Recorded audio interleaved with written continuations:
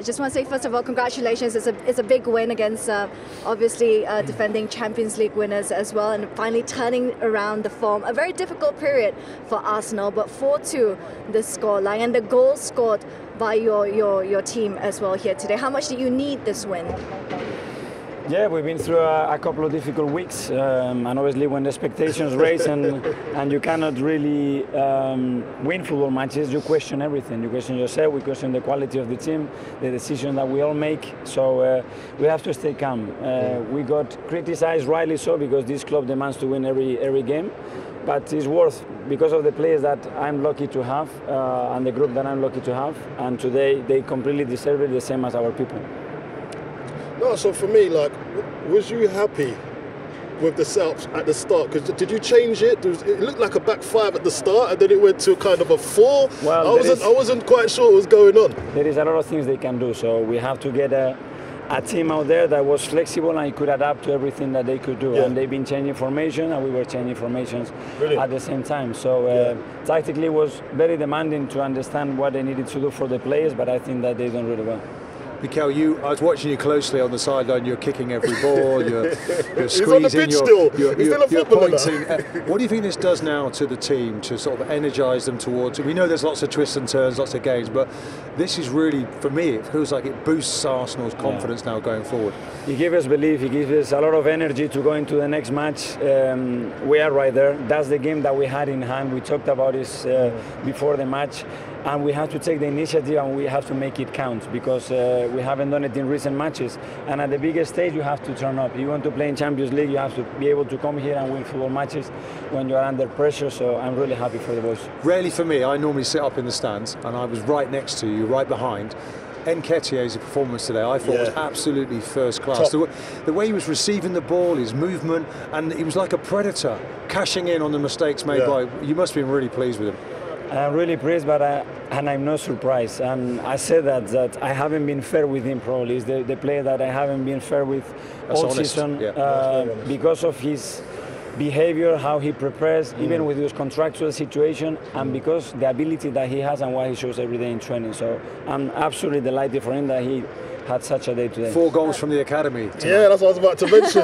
Excellent. We have to rely on them, you know, that's the team Stamford Bridge. That's the team that we have, and we have to rely on, and they've been superb because they are up to the challenge and they are responding. Brilliant stuff, Mikel. I believe we do have to let you go, but thanks so much for joining us as well. Congratulations again for the win. Okay, thank you. Good luck on Saturday. It's a great one against Manchester United as well coming up, so it certainly has helped their form, turning that around. But you were speaking about Eddie Nketiah there. Do you think he has a future at Arsenal next season? Well, there's no way that he's leaving, surely, is he, after that kind of performance? Sign him up, isn't he? You know, he's been extremely patient. He went out on loan to Leeds. It was interesting when Bielsa was talking about how much he didn't want him to go, and we kind of took a bit of notice of that because he has a big reputation, and he's come back. He's obviously, the manager has just explained it, that he's not been fair.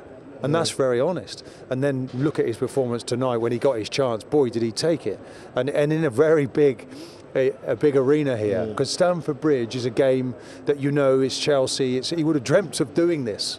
And it's his old club. I think almost the academies, you know, Chelsea have had problems getting youngsters into the first team, and historically Arsenal the same. It's almost like tonight now they'll be doing a video on this for the academy, so the youngsters to see, no, you can get in the first team, and when you get there, do you know, you can actually make it count. But do you think he is the man to lead the line for Arsenal in terms of future? Arsenal will always look to buy a striker, and they'll pay big money, but we now know that Nketiah can come into the mix and perform with the very best. Do you think he'll be all right with that? Do you think he'll be all right to play second fiddle to whichever striker that comes in the summer? Nobody wants to play second fiddle, and no one is actually saying that. Maybe he can go on and emulate some of the great strikers that have played here, but I think the first signs were very encouraging, and you look at him and you think, actually, he should have been playing earlier than he was tonight.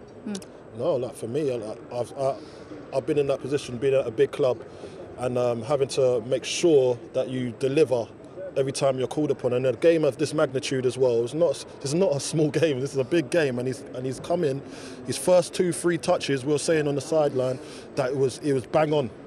he made one mistake when he come too deep, when the space was in behind. But I think obviously Mikel Arteta addressed that, said, listen, I want you running in behind, and that's why they got in, and they made more. Colin, you're a attacking goal threats. scorer. And I didn't. He's a great goal scorer, though. I was okay. But you know, the thing is, I scored the occasional goal, but they're oxygen, aren't they, for strikers? Yeah. You know, it's breathing space. Tonight now, he's walking.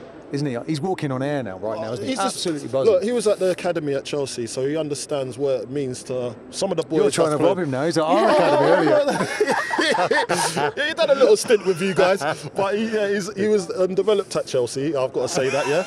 And obviously, Arsenal saw something in him, obviously, and fed him through to the first team. He's played England under 21s. He's knocking on the door for the England squad. If he gets more game time, he'll be knocking on the door for the full England squad. So he just wants to play. He feels his level is playing in the Premier League week in, week out. And I understand that. Sometimes you've got to go away to go and fill your boots to come back to a big club. But it looks like he's doing it here today. He's done it perfect. It always seems, doesn't it, the grass is greener, and it always seems that there's a player somewhere else, when it turns out actually the player's actually in the building. Yeah. He's actually at Arsenal already. That gets them through the door tonight. But it's early days for him, and it's still early, believe it or not, in this race for the 4th place. We are going to have an amazing journey to the end of the It's going to be a lot of twists and turns. I think it's going to be a lot of twists and turns. How many games have you got left? 6 games? Yeah, about that. 5, 6, anything can happen. Yeah. Anything can happen. So, but I feel that I think West Ham might get in there. I really do. he's getting cold here. I know. He's not thinking clearly. Well, Matt, it's definitely not Man United, I'll tell you that.